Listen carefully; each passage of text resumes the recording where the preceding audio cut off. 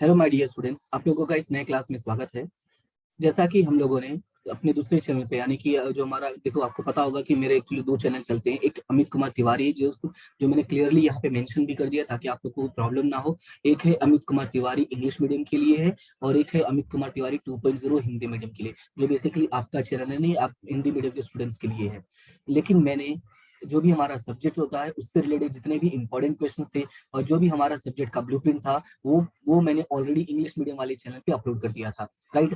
अब अब ये क्वेश्चन होता है कि सर आपने हिंदी मीडियम वाले चैनल पे अपलोड क्यों नहीं किया। उसका रीजन ये था कि अगर आप ध्यान से देखोगे तो उसमें मैंने सिर्फ नंबर्स डाले हैं। राइट। अब ब्लूप्रिंट में भी मैंने चैप्टर्स के नाम नहीं डाले थे। रीजन यही था कि अगर मैं सिर्फ चैप्टर्स का नंबर्स डालता हूँ तो उसका बेनिफिट ये होगा कि वो कोई भी मीडियम का स्टूडेंट हो उसका वो बेनिफिट ले सकता है। जैसा कि हमारे हिंदी मीडियम में या इंग्लिश मीडियम या कोई भी मीडियम हो, उसमें सब्जेक्ट्स के जो चैप्टर्स के नाम है वो अलग अलग हो सकते हैं। मतलब लैंग्वेज में लैंग्वेज चेंज होने की वजह से अलग अलग हो सकते, लेकिन नंबर तो सेम ही रहने वाला है। 1 2 3 4 5 वो तो सेम ही रहने वाला है। दैट्स वाई मैंने क्या किया था, वो डायरेक्टली नंबर्स के हेल्प से मैंने वो वीडियो बनाया था और वो मैंने इंग्लिश मीडियम वाले चैनल पे अपलोड कर दिया था।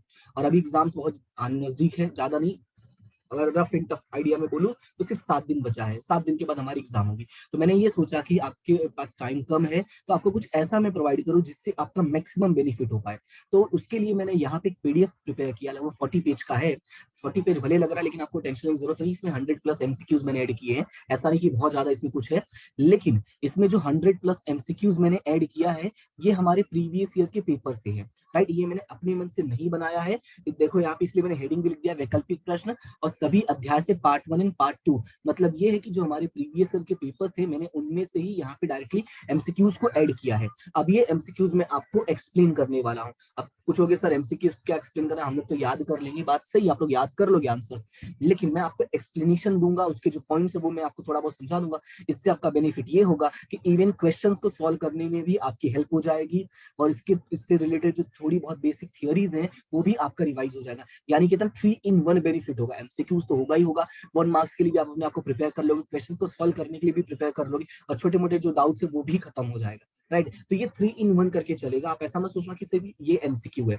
आप ये एक क्लास थोड़ा सा 5 मिनट भी देखोगे तो आपको आइडिया लग जाएगा कि आपके लिए बेनिफिशियल है या नहीं है। और अगर आपको ऐसा लगता है बेनिफिशियल नहीं है तो आप तुरंत ही वीडियो को बंद कर देना, और अगर लगता है बेनिफिशियल है तो सबसे पहले आपको पता है क्या करना है, अपने दोस्तों के साथ वीडियो को शेयर करना है ताकि उनका भी बेनिफिट हो जाए।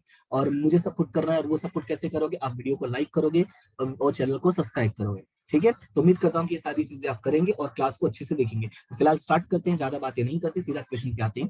क्वेश्चन में लिखा हुआ है कि एक साझेदार के लिए आहरण पर ब्याज क्या है। क्या लिखा हुआ है, एक साझेदार के लिए आहरण पर ब्याज क्या है। तो पहले हम थोड़ा सा इसको कंसेप्ट समझ लेते हैं। आंसर देखो हो सकता है आपको तुरंत ही आ जाए, बट मैं जो यहाँ पे आपको समझाना चाहता हूँ उसको थोड़ा ध्यान से समझना। देखो, जब भी हम बात करते हैं साझेदारी पेढ़ी की, ठीक है, तो जो पेढ़ी का हिसाब बनता है, अगर वहां पे कहीं पे भी ऐसा कोई ट्रांजेक्शन आया, मतलब ऐसी कोई एंट्री आई है जिसमें दो चीजों का समावेश हो रहा है, यानी दो लोगों का समावेश हो रहा है, तो मैं आपको यहाँ पे समझाता हूँ किसका। एक है साझेदार का, ठीक है, और एक है पीढ़ी का। अब थोड़ा इसको ध्यान से समझना, एक साझेदार का और एक पीढ़ी का। क्लियर है इतना।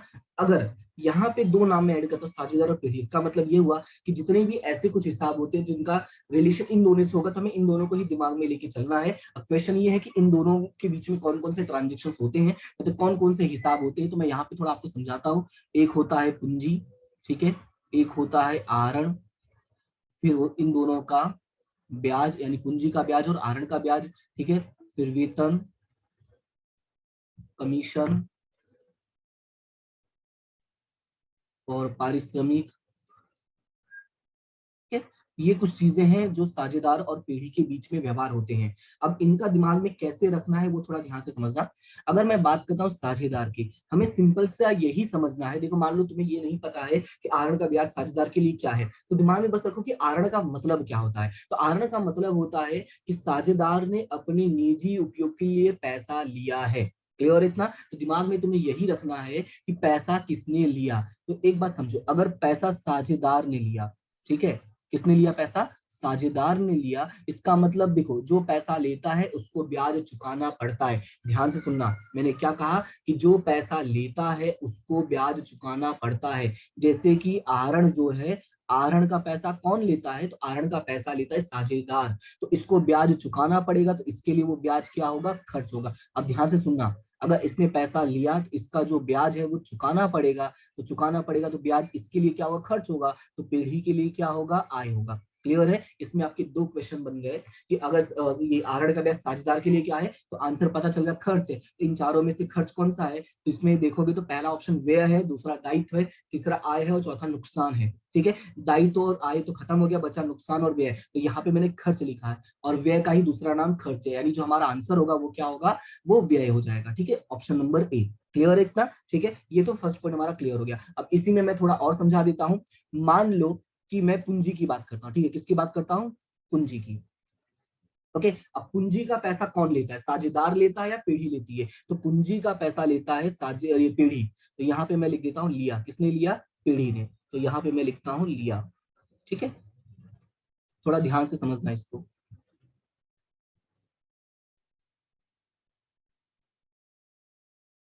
ओके, अभी ध्यान से सुनना। पैसा कौन लेता है? पीढ़ी। आहरण किसने लिया? आहरण का पैसा किसने लिया था? साझेदार ने। तो साझेदार के लिए ब्याज क्या है? खर्च। और यहाँ पे पूंजी का पैसा कौन लेता? दे कौन रहा है? मैं उसकी बात नहीं कर रहा हूँ। हालांकि आपको पता है कि पूंजी का मतलब क्या होता है कि कोई भी व्यक्ति अगर किसी भी व्यवसाय में अपना कुछ पैसा लगाता है उसको हम पूंजी बोलते हैं। राइट, वो तो अच्छी बात है, आपको डेफिनेशन पता और याद होना भी चाहिए। लेकिन यहाँ पे मैं आपको समझा रहा हूँ कि कंसेप्ट कैसे बनता है इसका। ओके, तो पूंजी कौन लेता है? पीढ़ी लेती है। तो ब्याज किसको चुकाना पड़ेगा? पीढ़ी को। तो इसका जो ब्याज होगा, ठीक है, तो इसका नीचे में ऐसे यहाँ पे ब्याज लिख देता हूँ। ठीक है, पहले हम इस पे चलते हैं। इसका जो ब्याज होगा पीढ़ी के लिए क्या हो जाएगा? खर्च, क्योंकि ये पैसा लिया किसने था? ये पैसा लिया था पीढ़ी ने। तो अगर इसके लिए खर्च होगा तो इसके लिए क्या होगा? आय होगा। सिंपल सी बात है। राइट, क्लियर है? बस आपको दिमाग में क्या रखना है कि पैसा जिसने लिया उसको ब्याज चुकाना पड़ेगा। क्लियर है इतना? तो ये था हमारा पहला एमसीक्यू से रिलेटेड जो भी कंसेप्ट था वो मैंने आपको समझा दिया। अब ये आपकी हेल्प कैसे करेगा? आपकी हेल्प ऐसे करेगा, जब भी आप बड़ा सवाल सॉल्व करते हैं, लॉन्ग क्वेश्चन, तो वहां पे आता है आहरण का ब्याज, साझेदार की पूंजी का ब्याज, तो आपको याद होना चाहिए किसके लिए खर्च और किसके लिए आय है। हम दो खाते बनाते हैं, एक बनाते हैं लाभ हानि वितरण। क्या बनाते हैं? एक बनाते हैं लाभ हानि वितरण खाता और एक बनाते हैं पूंजी खाता। आपको याद होना चाहिए कि जो लाभ हानि वितरण खाता है ये बनता है पीढ़ी के लिए। किसके लिए बनता है? पीढ़ी के लिए। ठीक है, तो यहाँ पे मैं लिख देता हूँ ये बनता है पीढ़ी के लिए। और जो पूंजी है वो किसके लिए बनता है? वो साझेदार के लिए बनता है।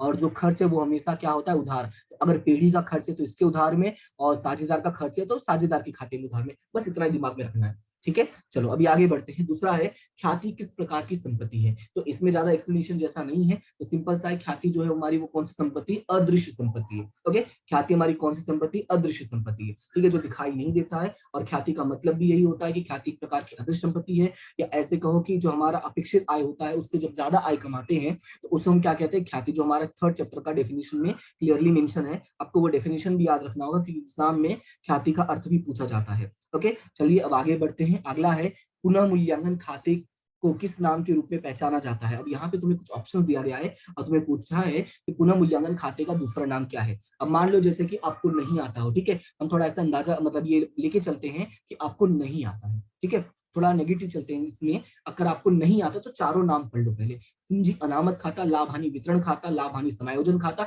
और लाभ हानि खाता। जैसा कि आपको पता होगा कि पूंजी अनामत खाता जो है कहीं भी पुनः मूल्यांकन खाते में नहीं आता, कहीं भी उससे कोई जुड़ा हुआ नहीं है। तो ये गलती से मैंने इसको कलर कर दिया, इसको नहीं करना है। ठीक है, कहीं भी आता नहीं है। दूसरा बात करते हैं लाभ हानि वितरण खाता। तो तुम्हें याद होगा लाभ हानि वितरण खाता हमने कौन से चैप्टर में बनाया था? वो हमने बनाया था वार्षिक हिसाब में, और उसमें तो कहीं पुनः मूल्यांकन खाता था ही नहीं, यानी ये खाता भी उस चैप्टर से रिलेटेड नहीं है। पुनः मूल्यांकन खाता कहाँ पर है वो आपको पता है। फिर लाभ हानि समायोजन खाता भी इसको साइड में रखते हैं। फिर अगला है डी लाभ हानि खाता। लाभ हानि खाता भी हमने कहा बना था? वार्षिक हिसाब में, मतलब ये भी गया। तो अब बचा क्या? अब बचा हमारा लाभ हानि समायोजन खाता। यही एक ऐसा नाम है जो विचित्र है और जो हमने अभी तक कहीं सुना नहीं है, यानी किसी भी चैप्टर में हमने ये स्पेसिफिकली बनाया ही नहीं है। तो जो हमने किसी भी चैप्टर में बनाया नहीं है, क्योंकि उसके बदले हम पुनः मूल्यांकन बनाते थे ना, जब पुनः मूल्यांकन बनाते थे तो ये हम नाम नहीं लिखते थे। तो आपको याद होना चाहिए, आपको याद करना है कि पुनः मूल्यांकन खाते का दूसरा नाम है लाभ हानि समायोजन खाता। क्या नाम है? लाभ हानि समायोजन खाता। ठीक है, फिर अगला पॉइंट है साझेदारी करार। Question number 4। अब इसमें क्या लिखा है, यदि साझेदारी करार पत्र चुप है, मतलब यहाँ पे है कि इसमें कुछ भी बोला नहीं गया है कि क्या है कैसा है, तो निवृत्त होने वाले साझेदार को चुकाना बाकी रकम पर कितना ब्याज दिया जाएगा। अब एक बात पहले समझो, यहाँ पे कहीं भी है तुम्हें इस क्वेश्चन को लेके तुमने सवाल नहीं किया होगा कि निवृत्ति वाला चैप्टर जो है लगभग बच्चे छोड़ के जाने वाले हैं, उसका मुझे 100% आइडिया है, क्योंकि इसके ऑप्शन में आपका चैप्टर नंबर 5 है, यानी कि पेढ़ी, अरे सॉरी, साझेदारी पेढ़ी, साझेदार का प्रवेश, और हमारा चैप्टर नंबर 1 है पूंजी वाला। वो दो आप कर लोगे तो आपका कवर हो जाएगा, लेकिन आपको एमसीक्यूज आना चाहिए, क्योंकि 20 के 20 एमसीक्यूज आपकी जो पावर है मार्क्स का वो बढ़ा देंगे। ठीक है, तो यहाँ पे अब क्या आंसर होगा, तो सिंपल सा आपको याद होना चाहिए कि आपको याद होगा जो हमारा पहला चैप्टर है उसमें 1932 के तहत, ठीक है, साझेदारी पेढ़ी कानून 1932 के तहत कुछ नियम बनाया गया है, और उसमें बताया गया था कि अगर कोई साझेदार पेढ़ी को लोन देता है, क्या कहा मैंने, अगर कोई साझेदार पेढ़ी को लोन देता है उस पर कितना परसेंट ब्याज चुकाया जाना चाहिए, 6%। ये उसमें मेंशन किया गया कि अगर ब्याज के बारे में कोई डिस्कस ना किया गया हो तो 6% ब्याज चुकाना चाहिए। क्लियर है। अब ये सवाल को पढ़ोगे तो यहाँ पे लिखा है निवृत्त होने वाले साझेदार को चुकाना बाकी। निवृत्त होने वाले साझेदार को हम जो पैसे नहीं चुकाते हैं वो पैसे हम किस रूप में रख लेते हैं व्यवसाय में, वो पैसे हम लोन के तौर पे रख लेते हैं। यानी इन शॉर्ट बात तो यही हो गई ना कि वो पैसे साझेदार ने पेढ़ी को लोन के तौर पे दे दिया। सिंपल है। अगर लोन के तौर पे दी जाए तो उसका ब्याज का दर कितना है, 6% है। तो आपको ये याद होना चाहिए, इसका आंसर क्या हो जाएगा, 6%। क्लियर है, इतना समझ में आया। ठीक है, अब ये तुम्हें फर्स्ट चैप्टर में भी काम आ जाएगा और 6 वाले चैप्टर में भी काम आ जाएगा। अब नेक्स्ट है साझेदारी पेढ़ी के विसर्जन के कितने तरीके हैं। अब बात करते हैं, यहाँ पे सवाल में पूछा कि साझेदारी पेढ़ी के विसर्जन के कितने तरीके हैं, तो मैं पहले आपको तरीके ही बता देता हूं। इसमें 2 तरीके हैं, आपको बताया गया है, इसका जो आंसर होगा वो 2 होगा, वो तो मैंने बोल ही दिया। ठीक है, कितने तरीके, 2 तरीके हैं। एक है सामान्य विसर्जन, एक क्या है, सामान्य विसर्जन, और इसी का दूसरा नाम है अदालत के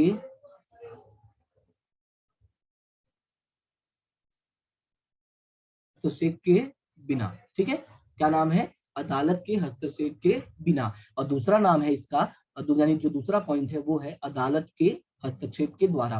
तो यहाँ पे मैं लिख देता हूँ डायरेक्टली, तो आपको ये नाम याद होना चाहिए। 1 मार्क्स के क्वेश्चन में भी पूछते हैं तो वहां पे आपको लिखना आना चाहिए, उसको याद रहेगा तभी फायदा होगा। तो यहाँ पे दूसरा पॉइंट हो जाएगा अदालत के हस्तक्षेप के द्वारा। ठीक है, हस्तक्षेप के द्वारा। क्लियर है इतना। तो ये हो गया आपका 5वां पॉइंट कवर, और 2 आंसर यहाँ पे मैंने बता दिए। उसके बाद आगे बढ़ते हैं, अगला है निम्नलिखित में से किसे आर्थिक चिट्ठा में अंश पूंजी शीर्षक के तहत नहीं दिखाया गया है। राइट, मतलब इसमें 4 हमें चीजें दी गई हैं। अब बोला कि भाई इन चारों में से हम कौन सा नहीं दिखाते हैं। तो सबसे पहले हम पढ़ लेते हैं चारों ऑप्शन। तो चारों ऑप्शन में लिखा गया अधिकृत पूंजी, प्रकाशित की गई पूंजी और आवेदित पूंजी, और बीच में लिखा हुआ है आरक्षित पूंजी। यानी 4 ऑप्शन दिए गए, अधिकृत, प्रकाशित, आरक्षित और आवेदित। तो सबसे पहले अगर आपने कभी भी, ठीक है, कभी भी अगर आपने आर्थिक चिट्ठा का फॉर्मेट देखा होगा, राइट, कौन सा आर्थिक चिट्ठा का फॉर्मेट, चैप्टर नंबर 3 का, तो अगर उसका फॉर्मेट देखा होगा तो उसमें जो पूंजी वाला पॉइंट है, ठीक है, पूंजी वाले पॉइंट में ये तीनों चीजें ऐड होंगी। ये 3 के तीनों चीजें, कौन सा ऐड नहीं होगा, तो होता है आरक्षित पूंजी। ठीक है, आरक्षित पूंजी जो है हमारा अंश पूंजी के शीर्षक के तहत नहीं दर्शाया जाता है। तो ये कहीं ना कहीं देखो लॉन्ग क्वेश्चंस में भी आपको काम आ जाएगा, फॉर्मेट याद रहेगा तो इसमें आंसर क्या हो जाएगा, आरक्षित पूंजी। ठीक है, उसके बाद अगला पॉइंट है, प्रीमियम पर डिबेंचर प्रकाशित करने पर प्राप्त प्रीमियम की राशि हमारे लिए क्या है, राजस्व लाभ है, पूंजी हानि है, राजस्व हानि और पूंजीगत लाभ है। तो पहले थोड़ा सा समझो, प्रीमियम पर डिबेंचर प्रकाशित करने पर प्राप्त प्रीमियम, अगर आपने कोई सामान प्रीमियम पे प्रकाशित किया है तो सीधी सी बात है वो आपके लिए लाभ होगा। क्या होगा, लाभ होगा। प्रीमियम का मतलब होता है एक्स्ट्रा पैसा। ऐसे समझो 10 रुपए का सामान था, आपने उसको बोला है 12 रुपए के लिए, राइट। अगर 10 के सामान को 12 में मार्केट में बोल के बेच रहे हो, इसका मतलब ये हुआ कि 2 रुपए आपका क्या हो गया, एक तरह से लाभ हो गया। अब हमें यही समझना है कि कौन सा लाभ है, यानी ये हानि के दोनों पॉइंट तो कैंसिल हो गए। अब आंसर होगा राजस्व लाभ या तो होगा पूंजीगत लाभ। क्लियर है। और ज्यादातर बच्चे आंसर लगा के आते हैं गलत। ठीक है, अब पूछोगे सर गलत कौन सा है, क्योंकि हानि तो होगा नहीं तो बचा यही दो। अब इन्हीं दोनों में कंफ्यूजन है तो मैं सिंपल समझाता हूँ। जो हम डिबेंचर प्रकाशित करते हैं और जिस पर हम प्रीमियम लेते हैं, मेरा क्वेश्चन ये है कि क्या ये प्रीमियम हर बार मांगते हैं या बार बार मांगते रहते हैं, साल भर मांगते रहते हैं, तो आपका जवाब होगा नहीं सर, हम नहीं मांगते हैं। जैसे आवेदन की रकम होगी, आवंटन की रकम होगी या प्रथम मांग अंतिम मांग की रकम होगी, हम उसी टाइम मांगेंगे, और जब एक बार मिल गया तो वो तब तक हमारे पास रहता है, यानी तब तक उसका फायदा हम उठा सकते हैं जब तक हम डिबेंचर वापस नहीं करते। यानी कि लंबे समय के लिए हो गया, तो आपको पता होना चाहिए इन दोनों में से कौन सा पॉइंट लंबे समय के लिए। तो ये राजस्व लाभ का मतलब होता है जो नियमित तौर से या बार बार प्राप्त होता हो, तो ये तो पॉइंट क्या हो जाएगा, कैंसर। तो बचेगा क्या, पूंजीगत लाभ। आपको याद होगा, आपको याद रखना पड़ेगा कि जो पैसा हमें बार बार या नियमित तौर से ना मिलता हो, हम उसको बोलते हैं पूंजीगत। क्लियर है, तो ये हमारा हो जाएगा पूंजीगत लाभ है। क्लियर है इतना, तो हमारा आंसर क्या होगा, ऑप्शन नंबर डी, पूंजीगत लाभ। ठीक है, तो चलो अभी आगे बढ़ते हैं और अगला पॉइंट देखते हैं। अगला पॉइंट है, गुणोत्तर किस संदर्भ में प्रस्तुत किए जाते हैं। यानी क्वेश्चन आपका ये कि गुणोत्तर जो है वो किस किस तरह से प्रस्तुत किया जा सकता है। तो इसका आंसर क्या होगा, तो आपको थोड़ा सा इसको याद करके जाना पड़ेगा। क्यों याद करके जाना पड़ेगा, इसका रीजन ये है कि आपको बता दूं मैं, एग्जाम में डायरेक्टली कभी कभी 1 मार्क्स के क्वेश्चन में आ जाता है कि भाई गुणोत्तर को किन किन रूप में प्रस्तुत किया जा सकता है। तो आपको वो थोड़ा याद होना चाहिए कितने स्वरूप में। तो मैं आपको बता देता हूँ, टोटल कितने स्वरूप है, 5 स्वरूप है। अब पूछोगे सर कौन कौन से 5 स्वरूप है, तो चलो मैं यहाँ पे आपको लिख के दिखा देता हूँ। तो सबसे पहला तो देखो यहाँ पे अनुपातिक दिया ही गया है। क्या दिया गया आपको, अनुपातिक दिया ही गया है। दूसरा है प्रतिशत, तीसरा है समय। 3 तो आपको पहले से ही दे दिया है, बाकी के नंबर 4 और नंबर 5 मैं आपको बता देता हूँ। ठीक है, तो पहला क्या, अनुपात या प्रमाण भी इसको बोलते हैं। ठीक है, तो ये आप लिख लेना, इसको अनुपात और प्रमाण भी बोलते हैं। दूसरा हो गया आपका प्रतिशत, तीसरा हो गया समय, चौथा हो गया बार। चौथा क्या हो गया, बार। क्लियर है, और उसके बाद अगला है यानी 5वां नंबर है वो है भिन्न। 5वां क्या है, भिन्न स्वरूप में। क्लियर है इतना, तो ये आपको याद होना चाहिए कि गुणोत्तर 5 तरीके से प्रस्तुत किया जा सकता है। तो हमारा जो आंसर होगा उसमें वो क्या होगा कि इन सभी, आंसर क्या होगा हमारा, इन सभी यानी 5 के स्वरूप में प्रस्तुत किया जा सकता है। क्लियर है इतना, तो इसका 1 मार्क्स में भी क्वेश्चन बनता है कि गुणोत्तर को किस स्वरूप में प्रस्तुत किया जाता है। आपको पता होना चाहिए 5, आपको 5 नंबर लिखने पड़ेंगे तब आपको 1 नंबर मिलेगा। ठीक है, चलो आगे बढ़ते हैं। अगला है कि प्रवाही संपत्तियों पर पहुंचने के लिए निम्नलिखित में से किसको चालू संपत्ति से घटाया जाता है। तो आपको 4 ऑप्शन दिया, जिसमें पहला स्टॉक, नकद और बैंक बैलेंस, तीसरा है सी यानी देनदार, और चौथा है लेनी हुंडी। क्लियर है, तो चालू संपत्ति आपको, चालू संपत्ति क्या होता है उसको याद करने का सबसे आसान तरीका ये है कि जो हमारा फॉर्मेट है ना आर्थिक चिट्ठे का, उसका चालू संपत्ति का फॉर्मेट याद रखो। ठीक है, क्या याद रखो, चालू संपत्ति का वही आर्थिक चिट्ठा वाला फॉर्मेट। अब उसमें से, ठीक है, वो तो हो गया हमारा चालू संपत्ति का, लेकिन हमें क्या चाहिए, हमें चाहिए प्रवाही संपत्ति। क्वेश्चन ये है कि हमें प्रवाही संपत्ति निकालने के लिए क्या करना पड़ेगा। तो प्रवाही संपत्ति निकालने के लिए मैं आपको बता देता हूं कि जो चालू संपत्ति होता है उसमें से 2 चीजें घटानी होती हैं। एक हो जाता है हमारा अग्रिम चुकाया खर्च। क्या होता है, अग्रिम चुकाया खर्च, जो इसमें दिया नहीं है। तो क्वेश्चन बताया दूसरा क्या होता है, तो दूसरा होता है स्टॉक। दूसरा क्या होता है, स्टॉक। ये 2 चीजें हैं, जब हम माइनस कर देते हैं तो हमें क्या मिल जाता है, प्रवाही संपत्ति। तो इन दोनों में से कौन सा ऑप्शन में दिया, तो हमें स्टॉक जो है वो ऑप्शन में दिया है, तो हमारा आंसर क्या हो जाएगा, स्टॉक हो जाएगा। ये मैंने आपको इसलिए बता दिया क्योंकि ये आपको लॉन्ग क्वेश्चन में भी काम आ जाएगा, जब आप फॉर्मेट वाला सवाल वाला सॉल्व करेंगे 4 नंबर का, उसमें भी काम आ जाएगा। और साथ ही साथ मैंने ये देखा था कि एक साल एग्जाम में ये भी पूछा था कि निम्न में से कौन सा संपत्ति, मतलब कौन सा पॉइंट घटाने पे आपको प्रवाही संपत्ति मिलता है, जिसमें स्टॉक नहीं दिया था और उसमें लिखा हुआ था अग्रिम चुकाया बीमा प्रीमियम। तो आपको पता होना चाहिए कि अग्रिम चुकाया खर्च, ठीक है, यानी अग्रिम चुकाया जो खर्च होगा उसको माइनस कर दोगे तो आपका आंसर क्या मिल जाएगा, प्रवाही संपत्ति का। क्लियर है इतना, ठीक है, चलो अभी आगे बढ़ते हैं। अगला है रोकड़ प्रवाह पत्रक, रोकड़ प्रवाह विवरण में कितनी प्रविधियां होती हैं। तो यहाँ पे जो विवरण लिखा है एक्चुअली ऐसा भी हो सकता है कि रोकड़ प्रवाह पत्रक में कितनी प्रविधियां होती हैं। तो अब क्वेश्चन ये है कि कितनी प्रविधियां होती हैं। तो आपको याद रखने के लिए पहले पता होना चाहिए इसका जो आंसर है वो, तो डायरेक्टली अगर याद रख लो तो अच्छी बात है, लेकिन अगर आपको ये पता हो कितनी प्रविधियां, उनका नाम क्या है, तो ज्यादा आसान होगा। तो मैं यहाँ पे उन प्रविधियों के नाम में लिख देता हूँ। सबसे पहला जो है वो है परिचालन प्रवृत्ति। क्या है, परिचालन प्रवृत्ति। अब दूसरा है विनियोग प्रवृत्ति। दूसरा क्या है, विनियोग प्रवृत्ति। और तीसरा है हमारा, एक मिनट, हाँ ये लाइन जो है वो कम थोड़ा खींच दिया था, हाँ। और तीसरा है आपका वित्तीय प्रवृत्ति। तीसरा क्या है, वित्तीय प्रवृत्ति। जो परिचालन प्रवृत्ति होता है वो व्यवसाय को चलाने के लिए जरूरी कामकाज से रिलेटेड होता है। जो विनियोग प्रवृत्ति होता है वो दीर्घकालीन संपत्तियों से जुड़ा होता है। किससे, दीर्घकालीन संपत्ति। ठीक है, तो आपको ये थोड़ा सा याद रहेगा, तो आपको सवाल सॉल्व करने में भी आसानी होगी, ठीक है। उसके बाद जो हमारा वित्तीय प्रवृत्ति है, तो वित्तीय प्रवृत्ति का सिंपल सा याद ये रखना है कि वित्तीय प्रवृत्ति जो है वो दीर्घकालीन दायित्व से जुड़ा है। कैसे? दीर्घकालीन दायित्व, ये याद रखने के लिए बता रहा हूँ, ठीक है। दीर्घकालीन दायित्व और साथ ही साथ जो हमारा पूंजी है उससे जुड़ा है। किससे जुड़ा है? पूंजी से जुड़ा। मतलब इन शॉर्ट वो स्पेसिफिक काम जिसमें सिर्फ पैसे का देखा जाता है कि पैसे आए या गए। वैसे तो पैसे सभी में आते जाते हैं, लेकिन स्पेसिफिकली पैसों के लिए ही किया जाता है, उसको हम बोलते हैं वित्तीय प्रवृत्ति। क्लियर है इतना? तो टोटल कितनी प्रवृत्तियां हैं? 3 प्रवृत्तियां। तुम्हारा आंसर क्या होगा? आंसर हो जाएगा हमारा पॉइंट नंबर सी, 3। क्लियर है? तो ये आपका एक पेपर का सॉल्यूशन खत्म। आपको पता होगा कि इसके पहले जो हमारे पेपर आते थे उसमें 10 एमसीक्यू ही होते थे, और अगर आप देखोगे तो ये चैप्टर का लास्ट एमसीक्यू यानी चैप्टर नंबर 6 का एमसीक्यू है। लेकिन आपको पता होगा कि अब जो है वो एमसीक्यूज बढ़ गए हैं, ठीक है, यानी 20 हो गया है। अब हमारा स्टार्ट हो जाता है अगला पेपर है, जो नेक्स्ट पेपर है। अब इसमें देखो तो जो पहला क्वेश्चन है आ गया वो डायरेक्टली ख्याति का ही आ गया है। इसका मतलब जो पहला क्वेश्चन था वो था हमारा साझेदारी चैप्टर का, और वो सेम टू सेम रिपीटेड था। ओके, तो मैं आपको बता दूं कि हमारा जो एमसीक्यू वाला कंसेप्ट होता है, मतलब एमसीक्यू जो हमारे एग्जाम में पूछा जाता है वो ज्यादातर रिपीटेड ही होता है, राइट। अब बोलोगे सर रिपीटेड होता है मतलब इसका ये है कि मैं आपको एक सिंपल सजेशन देता हूं, अगर आपको ये वीडियो नहीं देखना है तो कोई प्रॉब्लम नहीं है, क्योंकि मैं यहाँ पे इसलिए नहीं बना रहा कि आप मेरे वीडियोस देखें, मैं बस इसलिए बना रहा कि आपकी हेल्प हो जाए।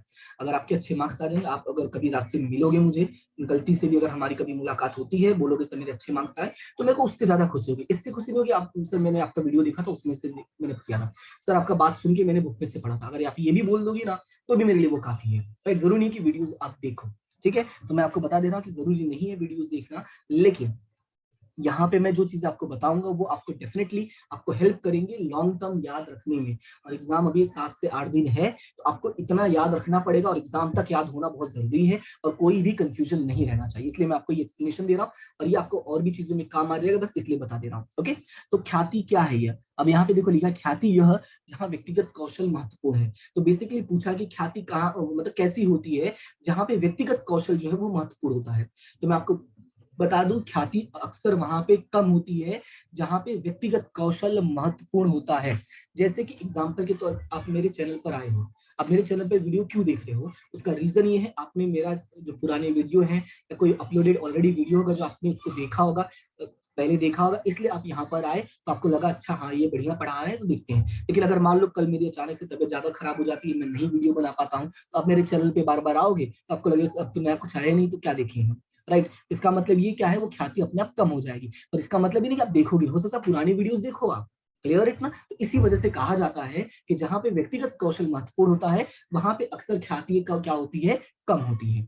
नेक्स्ट पॉइंट हमारा कि जब केवल पुराने लाभ हानि वितरण अनुपात दिया जाता है तो शेष भागीदार का लाभ अनुपात होगा। अब यहाँ पे ध्यान से सुनना, सवाल में लिखा है जब केवल पुराने लाभ हानि वितरण अनुपात दिया जाता है तो शेष भागीदारों का लाभ अनुपात क्या होगा। तो याद रखना है कि जब सिर्फ पुराना दिया हो तो पुराने में हमारा जो लाभ हानि का अनुपात होता है वो क्या हो जाएगा, 1:1, यानी कि समान ही होगा। अब क्वेश्चन है कि सर ऐसा कैसे पॉसिबल है? इसका मैं तुम्हें सिंपल सा यहाँ पे तुम्हें एक्सप्लेन करके समझा देता हूँ, ताकि दिमाग में किसी भी प्रकार का कोई भी कंफ्यूजन ना रहे। तो थोड़ा ध्यान से इसको सुनना। इसने बोला है जो हमारे पुराने लोग हैं उनका पुराना ही लाभ हानि का प्रमाण दिया गया है। तो यहाँ पे देखो कैसे होगा,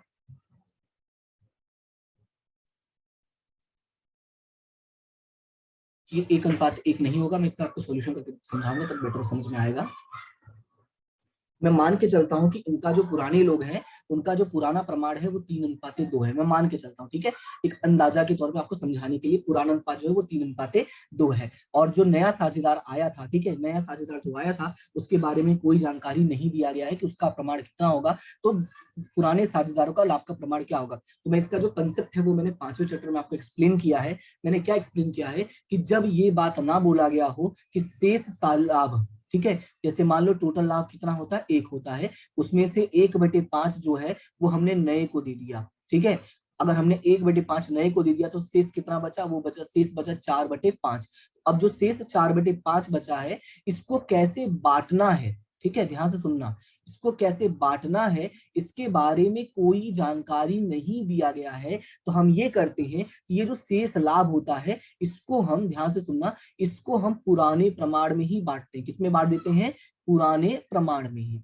ऐसा मान लेंगे कि भाई इन लोगों ने अपने बीच में कोई परिवर्तन नहीं किया है और जैसा ये पहले करते थे वैसा ही अब भी करना चाहती हैं। तो अब होगा क्या, तो देखो यहाँ पे 4/5 है, कितना है 4/5। तो पुराना प्रमाण मैंने कितना बांट माना है 3:2, तो पुराने प्रमाण में बांटोगे तो क्या हो जाएगा 3/5 हो जाएगा। और दूसरे का निकालोगे तो 4/5 गुणे 2/5, पूरा दूसरा कितना है 2/5 है, और एक का कितना 3/5। तो ये हो जाएगा 4×3 12/25, और ये हो जाएगा 4×2 8/25। ये आ गया पुराने साझेदारों का नया प्रमाण। क्या आ गया ये, पुराने साझेदारों का नया प्रमाण। लेकिन अगर आप इसको ध्यान से देखोगे तो 12:8 का मतलब एक्चुअली में क्या हो गया, इसको अगर 4 से कट करोगे तो 4×3 12 और 4×2 8, एक्चुअली में क्या हो गया 3:2। इसका मतलब ये हुआ, अब पूरे सॉल्यूशन का एक ही मतलब निकलता है, कंक्लूजन जो है, कंक्लूजन ये है, मैं आपको यहाँ लिख देता हूं कि जब इक्वेशन में मुझे लग रहा है थोड़ा टाइपिंग में मैंने कुछ हिंदी कन्वर्ट करने में, क्योंकि जैसा आपको पता होगा मैंने बताया भी था कि हिंदी मीडियम के पेपर्स जो है वो अवेलेबल नहीं होते हैं। तो मैंने ज्यादातर जो कन्वर्जन किया है वो गुजराती और इंग्लिश में से किया है। इंग्लिश का कन्वर्जन करना थोड़ा आसान हो जाता है मेरे लिए, पर गुजराती वाला कभी कभी थोड़ा सा लोचा हो जाता है, और उतना लोचा मुझे पसंद नहीं है, मुझे खमन ज्यादा पसंद है। तो क्या कर सकते हैं, तो अब यहाँ पे देखो, तो जब केवल पुराने लाभानी वितरण में दिया गया हो तो इसका जो क्वेश्चन बन सकता है वो इस तरह से भी हो सकता है। मैं आपको वही समझा देता हूँ यहाँ पे कि कभी कभी क्या होता है कि जब पुराने साझेदार का प्रमाण दिया हो, क्या दिया हो, पुराने का प्रमाण दिया हो, पुराने का कौन सा प्रमाण दिया हो, तो यही लाभ हानि वितरण का अनुपात दिया गया हो, ठीक है। और नए के बारे में कोई जानकारी न दी हो, नए प्रमाण के बारे में, किसके बारे में, नए प्रमाण के बारे में, नए प्रमाण का कोई जानकारी, मैं कट कर देता हूँ, तो कोई जानकारी ना दिया हो, तो क्वेश्चन होता है कि तब नया प्रमाण तुम्हारा क्या होगा। तो याद रखना है कि जब कोई जानकारी ना दी गई हो तो यहाँ पे नया बराबर क्या हो जाएगा, पुराना। क्या हो जाएगा, नया बराबर पुराना। तो इसको मैं हाईलाइट कर दूं ताकि आपको क्लियरली दिखे, नया बराबर क्या हो जाएगा, पुराना। क्लियर है इतना, तो हमारा जो आंसर होगा वो क्या हो जाएगा, पुराने अनुपात में। क्लियर है, हमारा आंसर क्या हो जाएगा, पुराने अनुपात में। ये आपको चैप्टर नंबर 5 में लॉन्ग क्वेश्चन में भी काम आएगा, इसको ध्यान से देख लेना। उसके बाद अगला पॉइंट है हमारा कि किसी पीढ़ी के विसर्जन के समय सामान्य अनामत को किस खाते में स्थानांतरित की जाती है। तो किस खाते में बांटा जाता है, किस खाते में ले जाया जाता है, वो सवाल पूछा है आपको। तो मैं सिंपल आपको समझा देता हूं। हमारा जो आर्थिक चिट्ठा होता है, ध्यान से सुनना, हमारा जो आर्थिक चिट्ठा होता है वो कुछ यूं बटा है। कैसे बटा है वो थोड़ा ध्यान से देखना। इधर होता है पूंजी, ठीक है, फिर इधर होता है कुछ अनामत, और फिर यहाँ होता है दायित्व। अब दायित्व में दो तरह के दायित्व होते हैं, चालू और दीर्घ, वो मैं बताऊंगा नहीं, ठीक है। फिर यहाँ पे संपत्ति होता है, लेकिन संपत्ति में बताऊंगा भाई दो तरह की संपत्तियां होती हैं, एक होती है दीर्घ और एक होती है चालू। और साथ ही साथ यहाँ पे कोई हानि होता है, ठीक है, क्या होता है, कोई कभी कभी कोई हानि दिया रहता है, या प्रसारित महसूली खर्च दिया रहता है, प्रसारित महसूली खर्च। अब पूछोगे सर ये प्रसारित महसूली खर्च क्या होता है, तो मैं आपको एक नाम याद दिलाता हूँ, आपने देखा होगा विज्ञापन अभियान खर्च, इसको प्रसारित महसूली खर्च भी बोलते हैं। तो अब ऐसा हमारा आर्थिक चिट्ठे का स्ट्रक्चर होता है। तो जब हम विसर्जन करते हैं, ध्यान से सुनना, जब हम विसर्जन करते हैं तो विसर्जन के समय हम एक खाता बनाते हैं और जिसका नाम है वसूली खाता, ठीक है। क्या नाम है उसका, वसूली खाता। अगर आपको एग्जाम में डेफिनेशन पूछता है कि वसूली खाता अर्थात क्या, तो क्या बताओगे कि विसर्जन के समय संपत्ति और दायित्वों का निपटारा करने के लिए, ध्यान से सुनना। तो यहाँ पे मैं टिक कर देता हूँ थोड़ा सा अलग कलर यूज करके, गुलाबी। तो मैं वसूली के सामने यहाँ पे कलर कर देता हूँ कि जब हम विसर्जन करते हैं तो उस समय दायित्व, हमारे पास जो भी दायित्व होता है और जो भी संपत्ति होती है, चाहे दीर्घ हो चाहे चालू हो, यानी शॉर्ट में संपत्ति, उनका निपटारा करने के लिए जो खाता बनाया जाता है उसको हम क्या बोलते हैं, उसको बोलते हैं वसूली खाता। क्या बोलते हैं उसको हम, वसूली खाता। क्लियर है इतना, तो ये तो वसूली खाते का आंसर हो गया। पर मैंने तो पूछा सामान्य अनामत, इस क्वेश्चन में तो सामान्य अनामत पूछा है, तो इसका आंसर क्या होगा। अब इसका आंसर सुनो, तो जब हमने क्या कर दिया, दायित्व संपत्ति सारा हटा दिया, तीन चीजें बची हैं, एक बचा है पूंजी, अनामत और हानि। तो पूंजी तो फिक्स है भाई, पूंजी खाते में ही जाएगा। अब ये जो अनामत और हानि है वो कहाँ जाएगा? तो याद रखना है कि व्यवसाय का जो भी परिणाम अच्छा या बुरा वो अंततः बाद में साझेदारों को ही भोगना पड़ता है। तो साझेदारों को भोगना पड़ता है तो उनके लिए कौन सा खाता बना है? पूंजी खाता। यानी कि अनामत बचा या हानि बचा वो भी कहाँ जाएगा? पूंजी खाते में ही जाएगा। इस क्वेश्चन का जो आंसर हो जाएगा वो क्या हो जाएगा? भागीदारों यानी साझेदारों का पूंजी खाता। क्लियर है? आंसर क्या हो जाएगा? साझेदारों का पूंजी खाता। क्लियर है? तो इसमें जो मैंने एक्सप्लेनेशन किया है वो आपको बढ़िया काम आ जाएगा, आंसर्स लिखने में 1 मार्क्स में भी काम आ जाएगा। ठीक है, इसको ध्यान से देख लेना एक बार। फिर अगला है कि डिबेंचर यह कंपनी के लिए क्या है? तो सिंपल है, डिबेंचर यह कंपनी के लिए क्या है? दायित्व है। क्योंकि दायित्व का मतलब देखो, डिबेंचर क्या होता है? हम डिबेंचर प्रकाशित करते हैं, लोगों से पैसे लेते हैं और उनको बदले में डिबेंचर दे देते हैं। आपको पता होगा ये किसको, इसका डिबेंचर का दूसरा नाम है ऋण पत्र। दूसरा नाम क्या है? ऋण पत्र। कभी सोचा? ऋण पत्र, ऋण देखो इसमें लिखा ना ऋण, ऋण का मतलब क्या होता है? तुमने मांगा है लोगों से उधार। तो ये सिंपल से याद रखना, इसको इसीलिए उधार पूंजी भी बोला जाता है। क्या बोला जाता है? उधार पूंजी। और उधार अगर लिया है तुमने किसी से तो वो हमारे लिए क्या बनेगा? तो सिंपल सी बात है, अगर तुम किसी से उधार मांगोगे तो वो तुम्हारे लिए क्या बन जाएगा? दायित्व बन जाएगा। क्लियर है इतना? तो तुम्हारा आंसर क्या होगा इसका? दायित्व। अब आगे बढ़ते हैं। तो ये मैं थोड़ा सा जो हाईलाइट है वो येलो वाला ही करता हूँ। सारे आंसर्स येलो में है तो ये भी येलो में ही रहे। उसके बाद नेक्स्ट है कि जब साझेदारी करार में पूंजी पर ब्याज से संबंधित कोई प्रावधान नहीं है तो ब्याज की कितनी प्रतिशत राशि का भुगतान किया जाएगा?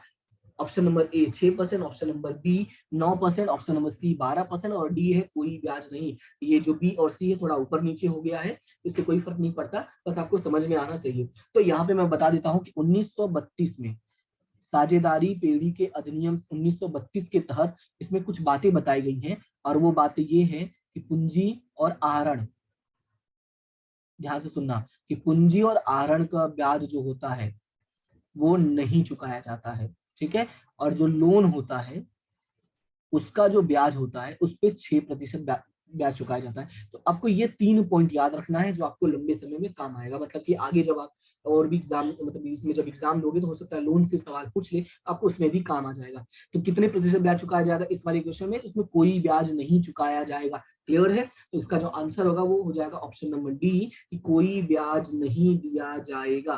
क्लियर है इतना? अब बढ़ते हैं आगे।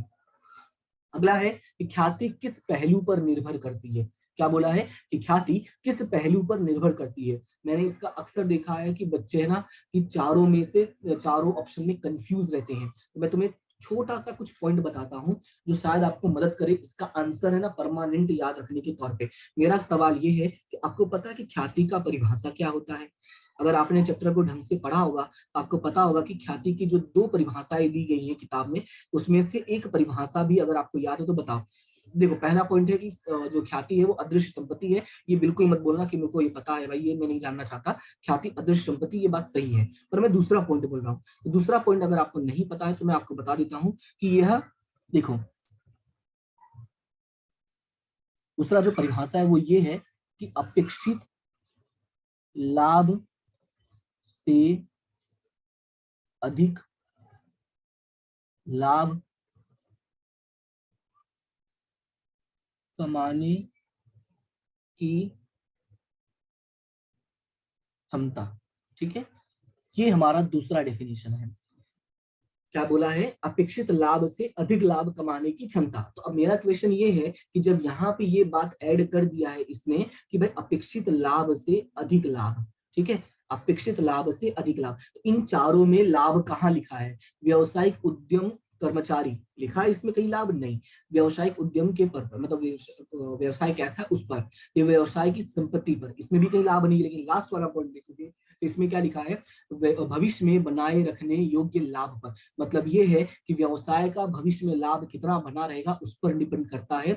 और हमारा डेफिनेशन भी यही कहता है कि अपेक्षित लाभ से अधिक लाभ कमाने की क्षमता पर। क्लियर है इतना? तो इसका आंसर आपको इसी तरह से याद रखना है ताकि कभी कोई गलत ना हो डेफिनेशन के हेल्प से। ओके, चलो अभी आगे बढ़ते हैं और अगले पॉइंट पर चलते हैं। अगला पॉइंट है कि पुनर्मूल्यांकन खाते का लाभ या हानि किस अनुपात में साझेदारों के बीच वितरित किया जाता है। तो सबसे पहले आपको पता होना चाहिए कि ये पुनर्मूल्यांकन क्या होता है। तो पुनर्मूल्यांकन जो जब हम पुनर्गठन करते हैं तो उस समय बनाया जाने वाला खाता है। यानी जो पुनर्गठन करते समय उसमें जो हमें लाभ हुआ या हानि हुआ उसको दर्शाने के लिए हम बनाते हैं। क्लियर इतना? तो अब एक बात बताओ कि ये जो लाभ या हानि हुआ है ठीक है, जैसे जो भी लाभ या हानि हुआ है वो लाभ या हानि किसको होगा, जो पुराने हैं उनको होगा या नया है उनको होगा।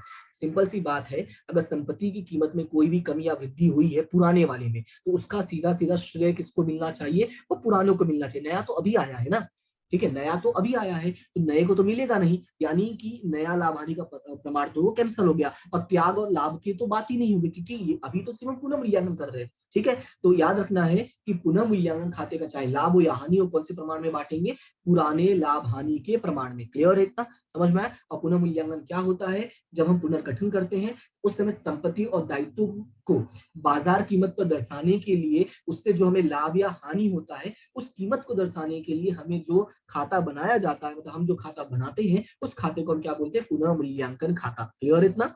अभी नेक्स्ट है कि एक्स वाई और जेड 5-3-2 के प्रमाण में लाभ हानि यानी अनुपात में लाभ हानि बांटने वाले एक साझेदार है, जेड निवृत्त होता है और नए लाभ और हानि का प्रमाण की गणना की, यानी कि नया लाभ हानि का अनुपात क्या होगा वो आपको बताना है। तो क्वेश्चन में देखो, क्वेश्चन में कहीं भी कोई भी पॉइंट के बारे में डिस्कशन नहीं किया गया, सिर्फ इतना बोला है कि भाई 5:3-2 है, इसमें जो हमारे एक्स है, वाई है और जेड है, जिसमें से जेड हमारा क्या वो छोड़ के चला गया, और नए के बारे में कोई जानकारी नहीं दिया। तो जब जेड छोड़ के चला गया तो जेड का हटा दो, तो बचा क्या, 5:3। तो हमारा जो आंसर हो जाएगा वो 5:3 हो जाएगा। अब इसमें देखो सब सेम जैसा ही लग रहा है, फटाफट में गलती नहीं कर देना, इसका आंसर होगा 5:3 यानी क्वेश्चन नंबर 1 हो जाएगा। फिर हम चलते हैं नेक्स्ट पे। नेक्स्ट हमारा है कि किसी पीढ़ी के विसर्जन के समय संपत्तियों की प्राप्ति से किया गया पहला भुगतान कौन सा होता है, यानी कि जब हमारा पीढ़ी का विसर्जन होता है तो सबसे पहले हमें क्या चुकाया जाता है, यानी व्यवसाय में हम सबसे पहला क्या चुकाते हैं। तो मैं आपको एक सीरीज बता देता हूँ, इसमें टोटल 5 पॉइंट होता है। नंबर वन होता है विसर्जन खर्च। आंसर तो पता चल ही गया होगा, सबसे पहले क्या चुकाया जाता है, विसर्जन खर्च। तो मैं यहाँ पे टिक कर देता हूँ कि सबसे पहले हमारा आंसर हो जाएगा विसर्जन खर्च। उसके बाद नंबर 2 पे चुकाया जाता है तीसरे पक्ष का दायित्व, यानी मैं डायरेक्टली यहाँ पे ड लिख देता हूँ, ठीक है, तो आपको पता रहेगा कि यही होगा ऑप्शन। मैं नाम पूरा नहीं लिख के मैं यहाँ पे डी लिख देता हूँ, ठीक है, ये वाला। चलो यहाँ पे लिख देता हूँ ABCD। क्लियर है। उसके बाद आता है तीसरे पक्ष का दायित्व, तो इसमें दिया नहीं है, एक मिनट रुक जाओ, सॉरी, तीसरे पक्ष का दायित्व दिया है डी, तो ये मैंने लिख दिया। उसके बाद तीसरा आता है साझेदार का ऋण। क्या, साझेदार का ऋण, वो एक सेकेंड, हाँ हो गया, साझेदार का ऋण, ठीक है, क्लियर है इतना। उसके बाद हमारा ऑप्शन नंबर 4 हो जाएगा, साझेदार की पूंजी। क्या हो जाएगा, साझेदार की पूंजी।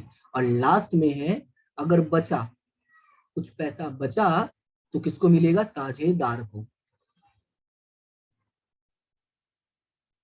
ओके, तो ये है हमारा आंसर। अब इसमें मैंने क्या कहा कि जो मैंने डी लिखा है एक्चुअली में ये वाला है, ठीक है, तो ये थोड़ा सा याद रखना है, मैंने पूरा नाम नहीं लिखा है, कोई बात नहीं, पर आप समझ जाओ कंसेप्ट।